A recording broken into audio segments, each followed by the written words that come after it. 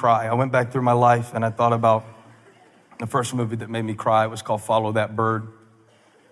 Very emotional experience to me to see Big Bird ostracized and alienated, trying to find his way back home.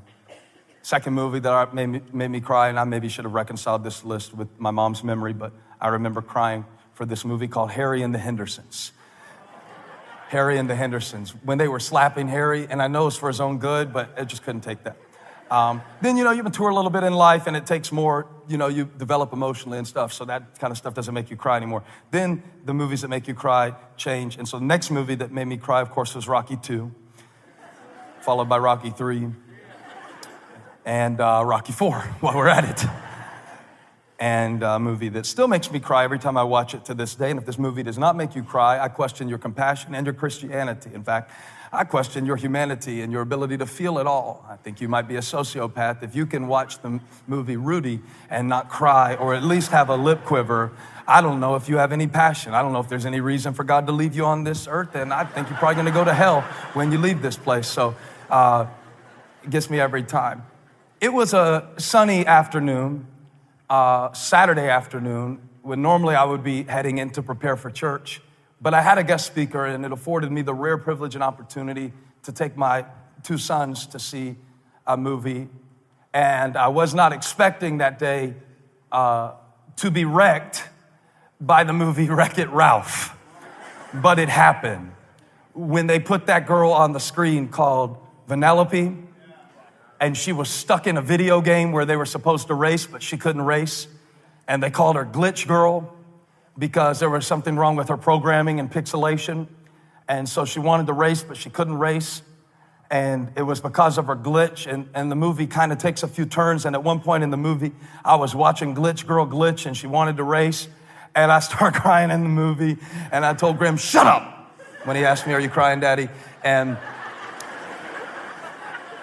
it just got me thinking about all the ways that my glitches have caused me to miss God in my life, and thinking about how many people would go further, faster if they knew how to deal with their glitch. Just remind your neighbor again. They're not going to be offended because I made you say it. Just remind them one more time, you got a glitch. Just make sure that they're well aware of that fact. And well, I didn't say give them a whole paragraph of evidence.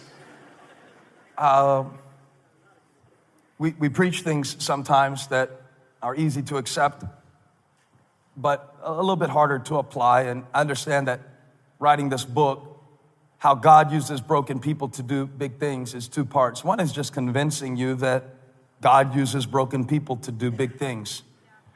I bet you don't believe that to the level that you should. And all the efforts that we've made to convince you, but sometimes they fall short. And we can tell you all the Bible characters. I'm trying to pull this thing up, just one that I found online, how God doesn't pick the ideal candidates for the offices that he appoints them to.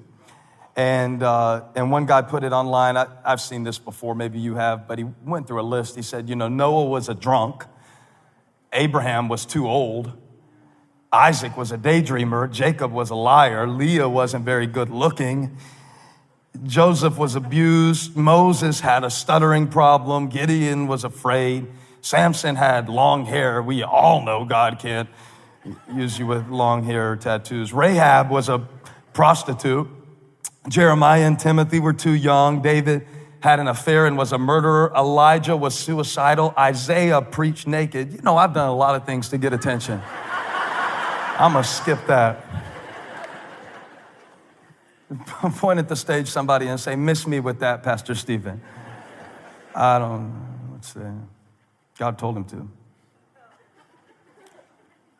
Jonah ran from God. Naomi was a widow. Job went through bankruptcy. Peter denied Christ. The disciples fell asleep while praying. Martha worried about everything. The Samaritan woman was divorced more than once. Zacchaeus was too short.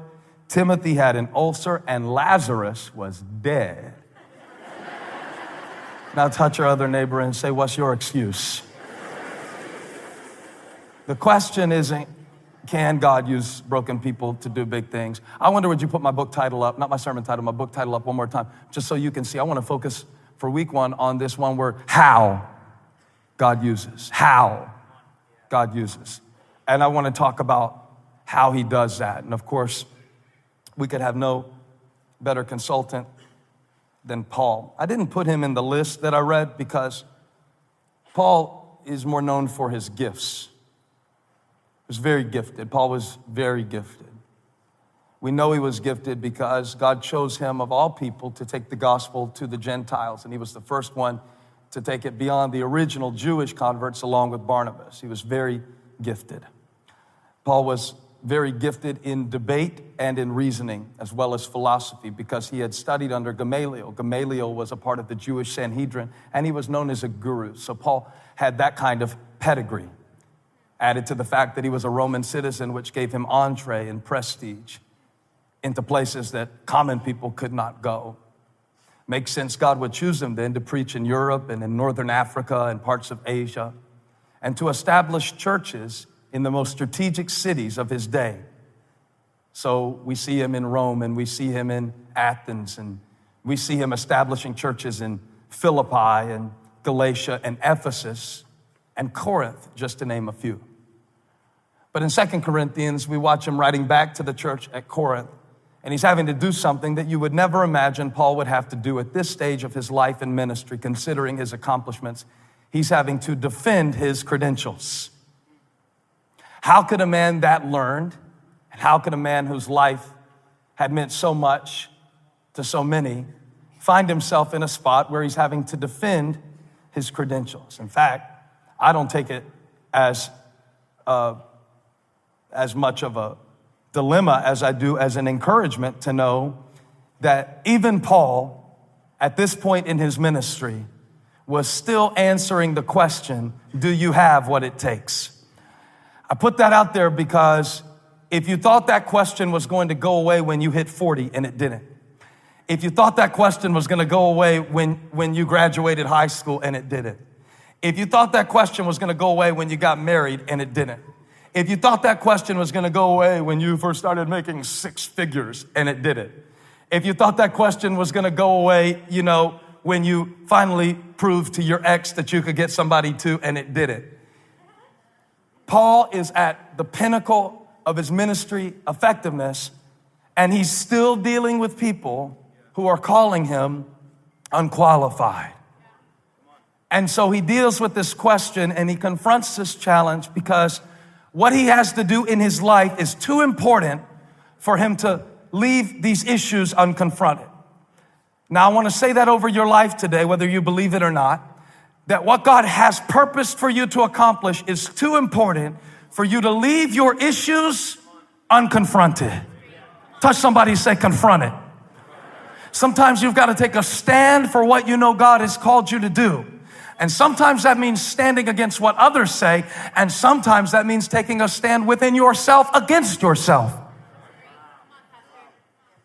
Paul said, you can't strip me of my credentials. You can't take away from me what I know God has placed on me. I'm confident of it, he said. And the reason that you're getting into trouble, and the reason that you come to the conclusion that you don't have what it takes, and the reason that you are spending so much time trying to impress people is because you are judging by appearances. There it is. That's the number one problem with our world today, I think. That's the number one reason we get ourselves in trouble, and that's the number one reason that potential is unfulfilled, because we judge by appearances. But touch your neighbor and say, there's more to me than what you see. Turn to her and tell her, there's more to me than what you see. So don't judge me by what you see on the surface. Don't judge me by what I look like right now. That's what Paul was saying to these super apostles. They had permeated and pervaded the Corinthian church that he had established, and now they were claiming superiority over him and threatening to undermine the work that he had established. He wrote back to the church and he said, you need to take another look. Another look. I wonder how many things in our lives would look differently if we looked beneath the surface. That's it, beneath the surface. If you got past your first impressions. I want to preach a sermon one day, and I may preach it next week, and I may preach it in 3 years. I want to call it the estimation game.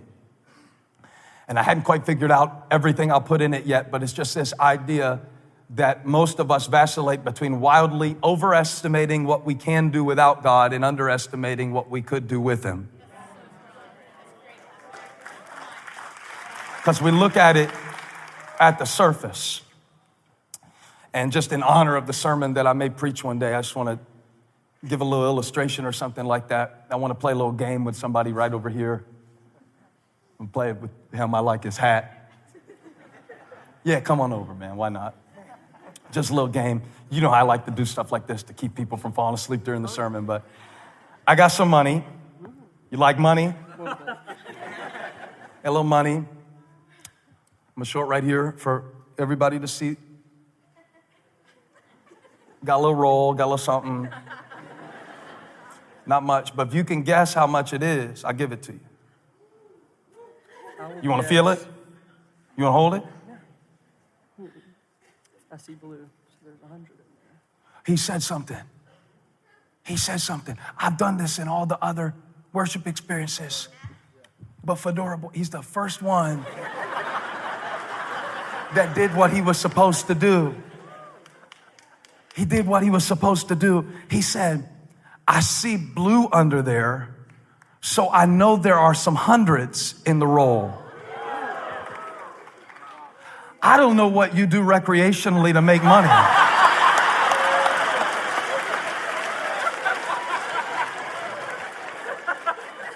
But touch somebody and say, look beneath the surface.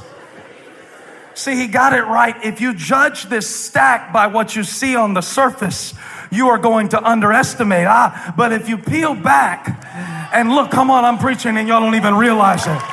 If you peel it back, you're going to see that there's more to the stack than you can see on the surface. That's my message. I wanted to let you know. You videoing? I'll preach to your iPhone. I don't mind. There's more to the stack than you can see on the surface. Touch somebody and say, I got layers. I got layers. And what you see is not all there is to me. And what I see in the mirror is not indicative of my ministry, of my life, of my potential. Take another look at me. Take a look at me now. Something's happening beneath the surface. I'm kind of struggling right now. I'm trying to get some stuff in order, but there's something inside of me that is greater. What I'm wrapped with is not indicative of what I'm made of. There's more inside of me. And if you notice, I walked away from him before he could guess the amount because I was scared he was onto something. That's why the devil's been fighting you, because he knows you're onto something. You're starting to see yourself in a new light. You're starting to see yourself in a divine divinity. I see the...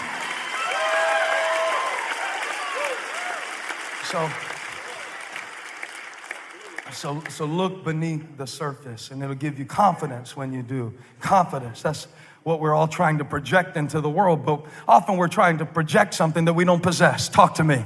Often we're trying to project a confidence that we don't possess because we see our cracks. But Paul said that if you're confident that you belong to Christ, you should consider that I belong just as much as anybody. Now I want to make an announcement, and this is in the book, and I'm going to say it right now, and I'm going to say it to everybody who ever felt like you couldn't come to church because of your conflicts. I want to say it to everybody who ever felt like you didn't fit in a church because everybody was so pretty and so perfumed. I want to say it to everybody who has ever felt like that the presence of God is the last place you should be because of what your clothes smell like, because of who you've been hanging out with. Or I want to say it to everybody who came into church with a religious pretense that is much more impressive than your actual performance. I want to say it to everybody who feels like there are no second-class citizens in the kingdom of God.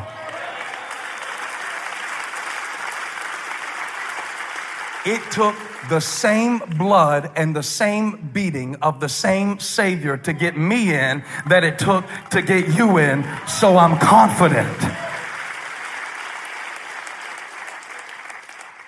It's believing that I belong. Watch this. True confidence is a byproduct of belonging. True confidence is a byproduct of belonging.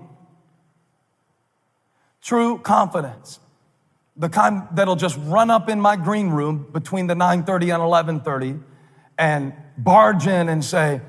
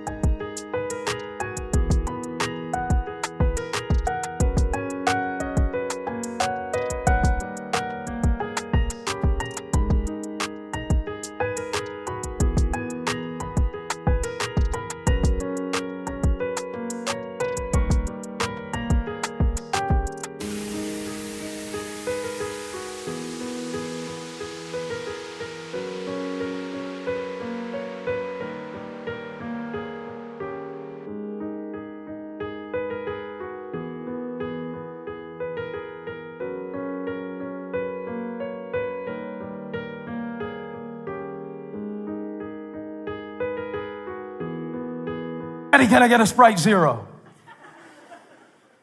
The only person bold enough to run up in my room and ask a question like that is my 10-year-old who knows that he belongs to me. Do you know that the Bible says that you can come to the throne room boldly and look for grace in your time of need? But you don't pray like this. You keep associating your confidence with your conflicts. And so because you're conflicted and because you're cracked and because you're screwed up beneath the surface and you know it, you don't come to God boldly. You don't run up and get in his face and tell him that you need him on the level that you really need him. You don't walk with your head held high like somebody who has been redeemed. But the moment that you realize, you know what, I belong here. I belong here. I belong here. Not necessarily because of my behavior, but my admission price was purchased. This does not...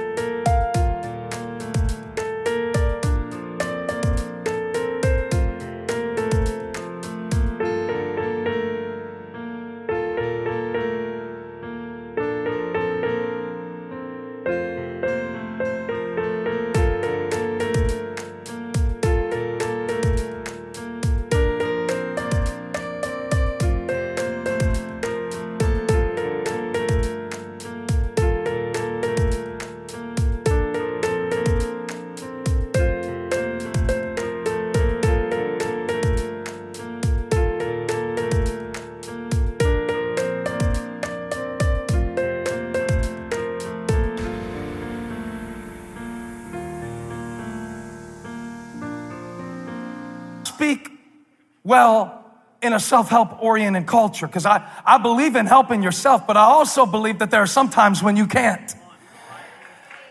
And so the essence of church needs to be restated. You know, we've made the church so much like a country club that it's a wonder they let us keep our tax-exempt status. Do you know what I mean? We've made the church so exclusive. We've made the church such a place that you have to become something in order to belong somewhere. That might be church, but that's not the gospel. The gospel is not you can belong when you become. The gospel is you belong so you can become. Because nothing will change you like realizing that I have a Father. Nothing will change you like realizing before I ever take my first breath, He loves me. Nothing will change you like realizing I belong here. Shake 3 people, tell them I belong here. I belong here. I belong here. He purchased my right to be here. He gave me access into His throne room, and nobody can strip my credentials because nobody gave them to me but Christ.